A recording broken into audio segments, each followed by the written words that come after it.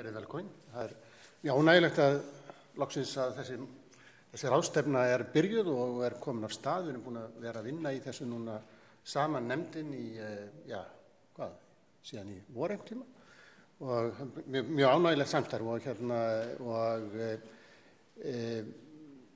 spurningin sem sagt, raunverulega það sem við ætlum að fjalla í dag raunverulega staða háskólans og hvort sem við höfum en eintölu eða fleirtölu, það svona aðeins sitt og hvað, hvort það bara Háskóli Íslands eða háskólarnir á Íslandi og staða hans í samfélaginu, hvernig það hefur svona háskólarnir og Háskóli Íslands hefur svona eiginlega samfléttast við sögu fullveldisins og á hvaða hátt má segja að framtíð þessa fullveldis sem við höfum hér í þessu landi og fortíð þess hvernig það tengist raunverulega þróun háskólastarfsins. Og ég ætla að tala þá bara beinlínis stofnun Háskóli Íslands og fullveldið og svona aðeins að velta fyrir mér og þá fyrst og fremst tengingu Háskóla Íslands við þessa fullveldisþróun, fullveldis upphaf og síðan hvernig háskólinn hefur raunverulega stuðlað af því að þetta fullveldi hefur á einhvern hátt lukkast. En leið þá að velta fyrir sér lítillega hvernig háskólinn hefur líka þurft að berjast fyrir sínu fullveldi í þessu sambýli við ríkisvaldi. En við getum kannski sagt að Háskóli Íslands og fullveldið, sagan þessara tveggja stofnana, við getum talað fullvaldaríki og Íslands sem stofnun, samfléttuð alveg frá upphafi. Og raunveru það fléttast bæði saman vegna þess að hugmyndina bak við þetta tvennt, háskóla og fullveldi, tengist sjálfstæðisbaráttu Íslendinga, baráttu fyrir því að íslenska þjóðin fengi þá pólitískt sjálfstæði, en einnig því að íslenska þjóðin hefði þá sjálfstraust til þess að standa undir eigin menningar og menntalífi og eins og allar aðrar þjóðir og þjóðríki þessa tíma þá stofna Íslendingar ýmsar menningarstofnanir á síðarhluta 19. aldar upphafður 20. sem að tengjast því þá Íslendingar eru að svona sýna heiminum að þetta eitthvað sem við ráðum við. Stofnanirnar eru líka tengdar í tíma því að eins og við vitum að þá var háskólinn stofnaður 1911 á 100 ára afmælisdegi Jóns Sigurðssonar en fullveldi var viðurkennt 7 árum síðar, 1. desember 1918. Þannig að örlög ríkisins og háskólans eru nátengd. Markmið stofnenda Háskóli Íslands var einmitt að raunverulega styrkja þjóð og ríki og þarna kemur þessi hugmynd hinn svokallað þjóðskóla sem við komum til með kannski að ræða svolítið í dag. En leið eins og ég segi, þá ætlum ég líka að ræða lítillega fullveldisbaráttu Háskóla Íslands, gagnvart stjórnvöldum, vegna þess að þetta sambýli verður stundum dálítið þröngt. Það ekki bara það að ríkisvaldið þurfi að vera fullvalda gagnvart öðrum ríkjum, heldur þarf háskólinn stundum að berjast fyrir sínu fullveldi gagnvart ríkinu, vegna þess að ríki vill stýra því hvað við erum að gera hér og það eitt af því sem að háskólafólk á erfitt með að sætta sig við.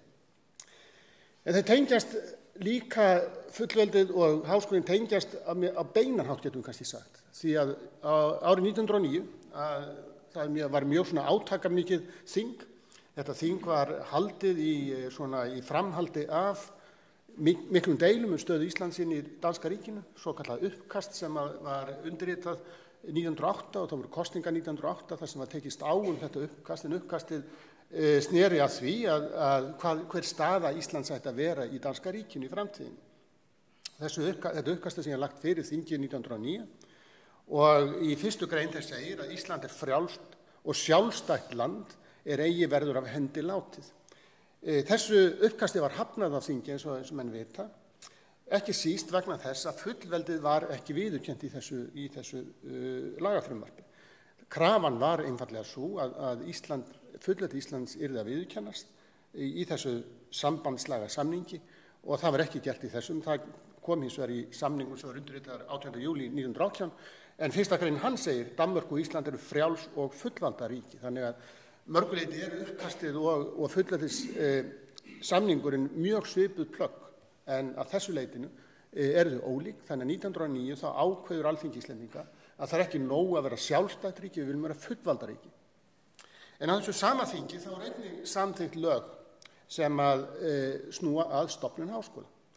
Þetta var stjórnarfrumvarp sem var lagt fram 1909 að frumkvæði Guðmundar Björnssonar landlæknis 1907 þar sem hann leggur til að það verði samþykkt frumvarp háskóla Og í raun og veru þá þetta frumvarp sem lagt fram þannig 1909 snýst fyrst og fremst það að sameina 3 skóla sem þegar voru til, prestaskólann, læknaskólann og lagaskólann, og hver sig af þessum 3 skólum verða síðan deild í háskólanum, en 4. deildin bætist við, heimspekideild. En í þessum lögum segir sem sagt, í Reykjavík skal setja á stofn háskóla, skólinn skal nefnast Háskóli Íslands. Og þessi lög eru samþykkt á þinginu þarna 1909. Þau eru samþykkt eftir að Hannes Hafstein leggur þau fram sem ráðherra, en hann fellur á þessu þingi og það eftirmaður hans, Bjarni Jónsson, sem fylgir þessu í gegn. Þannig að það er nokkuð eindregin sátt bak við þetta frumvarp. Þó verður nú að taka það fram, og þetta raunverulega ekki stofnun háskóla frumvarp, þetta frumvarp stofnar ekki Háskóla Íslands vegna þess að í meðförum þingsins ákveðið að segja, já, háskólinn verður stofnaður þegar við tímum að stofna, og þeir tímdu ekki að stofna 1909.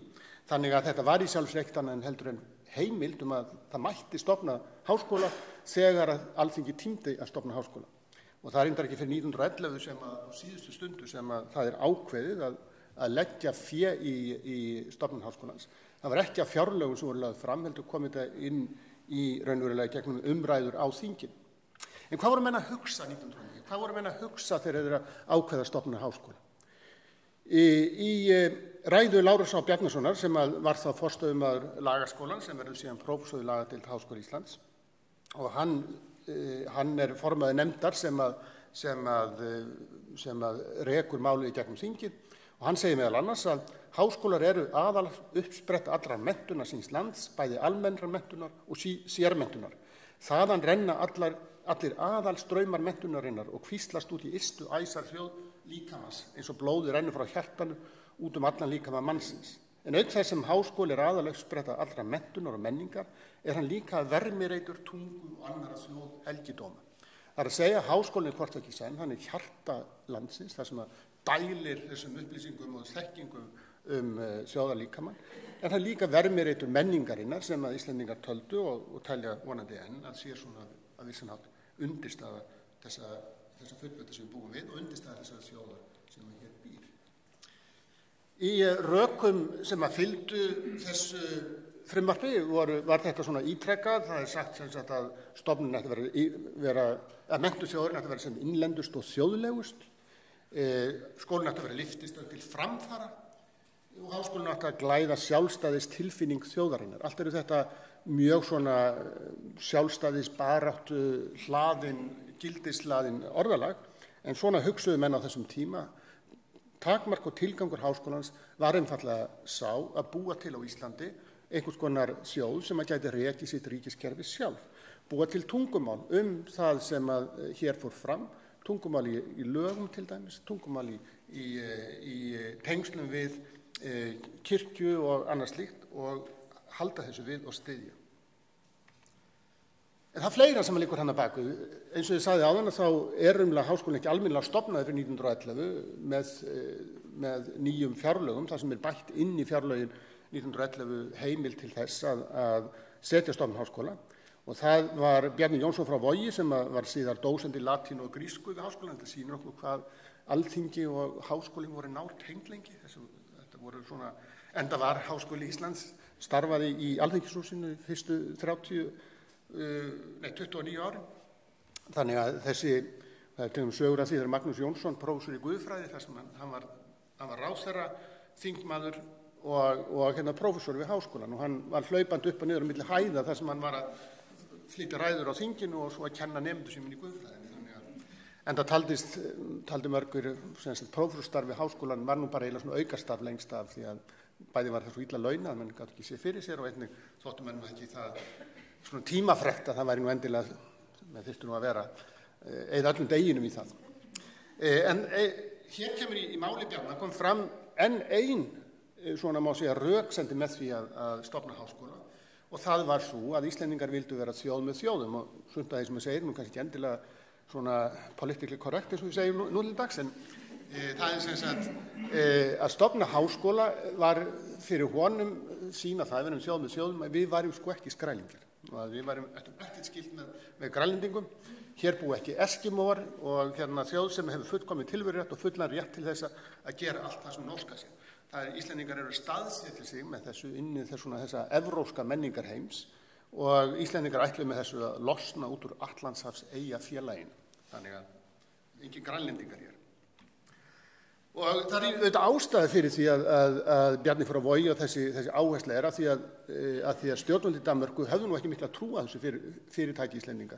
Þeir stóðu svo sem ekki sérstaklega í veginu fyrir því, þeir stóðu lengi í veginu fyrir því að Íslendingar stofnuðu lagarskóla, en það var nú meira bara vegna þess að þeir vildu ekki mennta lögfræðinga á Íslandi, vildu mennta þá í Danmörku, þannig að þeir læriðu nú svona sæmilega dönsku. En mönnum fannst þetta dálítið undarlegt uppátæki og meðal annars Knud Berlin sem var prófessor í lögum við Háskólann í Kaupmannahöfn, engin sérstakur uppáhaldsvinur Íslendinga, en hann segir í grein sem birtist í Nationaltíðinni í júlí 1911, sem sagt skömmu eftir að Háskólann stofnaður, að hann er mjög efins það að þjóð með 85.000 íbúa geti staðið eigin fótum í andlegum efnum. Hann er umverulega að segja það að við ráðum ekki við þetta og segir síðan hvernig munum vísindi til lengdar geta þrifist hjá þjóð sem ekki fjölmennari íbúar láglands og falsturs. Þessu önsuðu Íslendingar auðvitað ekki frekar en öðru sem frá Knud Berlin kom.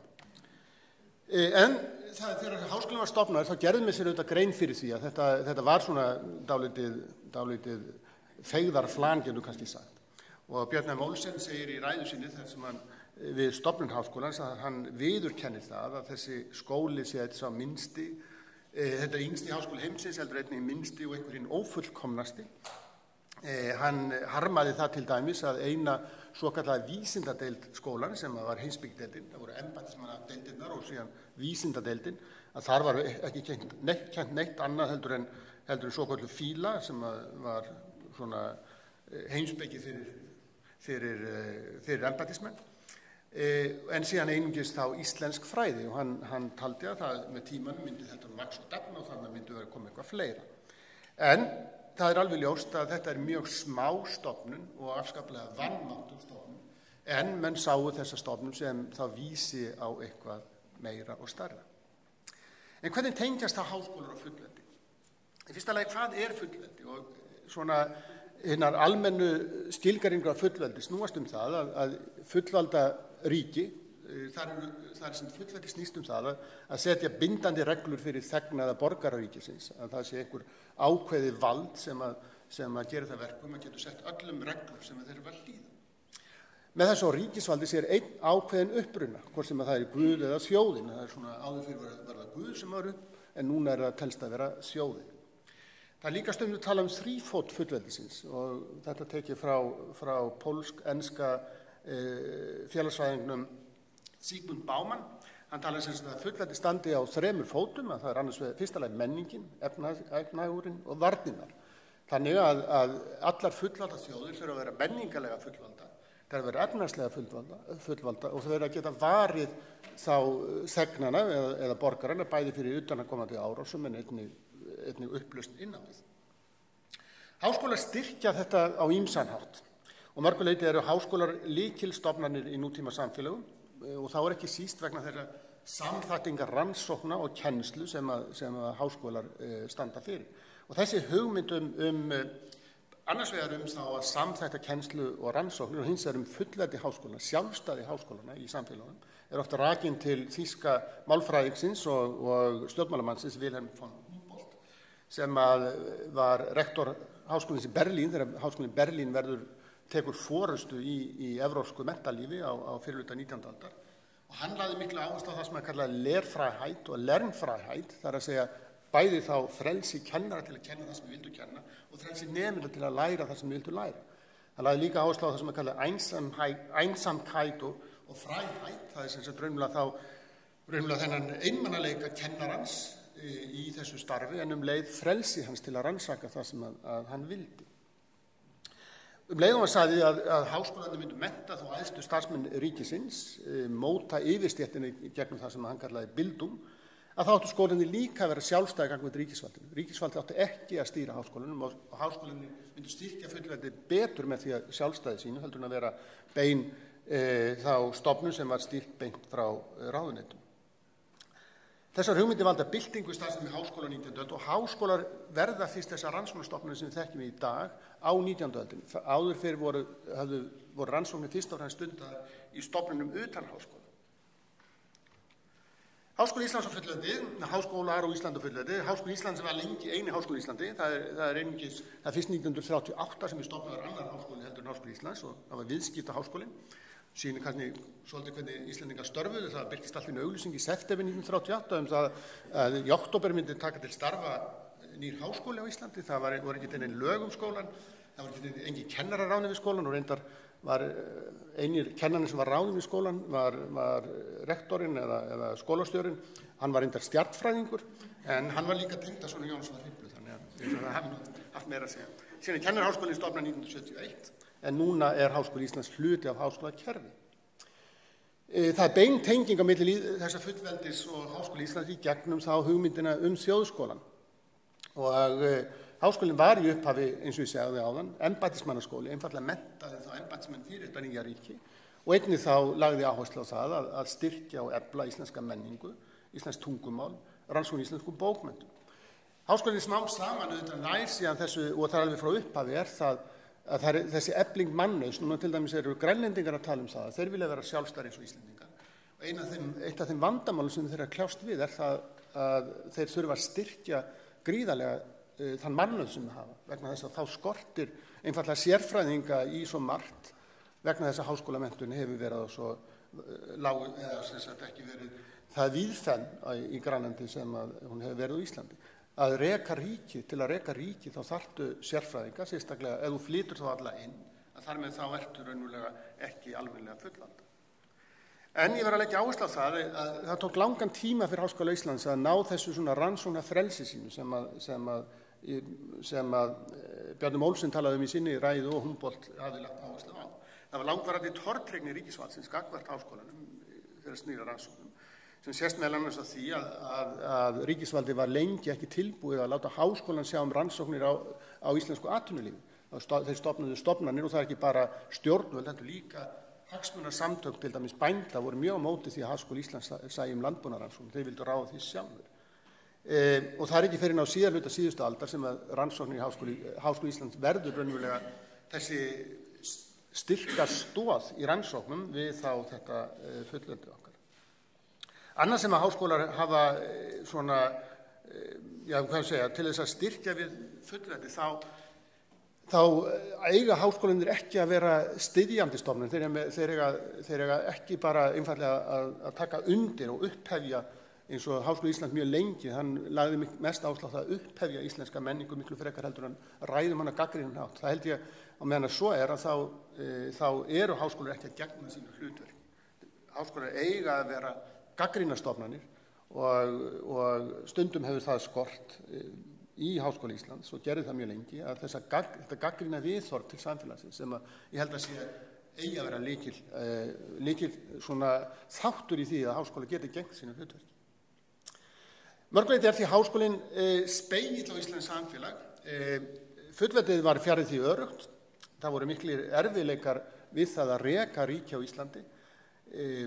Íslendingar voru aldrei almennilega geta staðið í varið sig gagnvart utanaðkomandi ógnum og Ísland hefur löngum ríkt efnahagslegur óstöðuleiki. Þetta hefur haft áhrif á starfsemi Háskóla Íslands.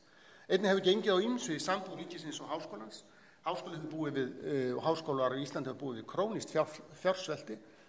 Okkur finnst að staðan slæm núna, hún ennþá verð hér á áður, eins og ég sagði áðan að lengi vel, alveg fram á 7. og 8. áratuginn þurftu kennari við Háskóla Íslands raunverulega að vinna tvöfaldar vinnu. Þeir gátu ekki séð fyrir sér með þeim launum sem þeir fengu frá við starfsemi við háskólanum.